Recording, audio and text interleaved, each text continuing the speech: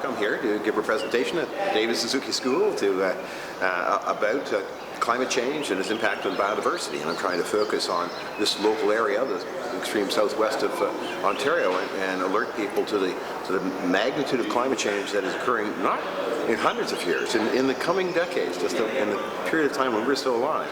And what that will mean in terms of stress on the trees and the plants and on the animals and the changes that we're going to see. And I think people have to be aware of that, because there are challenges ahead of us. There are some things we can do, but we have to commit to that and become engaged. And right now we're not. Much hotter when we have heat spells, more often, much hotter, peak heat.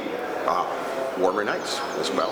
And when rainstorms come, as they will, they'll come in with much heavier, shorter episodes of rainstorm, which are, of course, they can induce flooding and certainly erosion, as opposed to, milder rains. So the atmosphere warms, it accumulates more water vapor in the air, so when it does rain, it comes down harder and stronger and more intense. This is upon us. This discussion is not about believing in climate change. It's here. It's not about fighting internationally about reducing greenhouse gases. That has to go on. That discussion has to go on. But the reality of our lives, we're going forward. The climate has changed and will continue to change.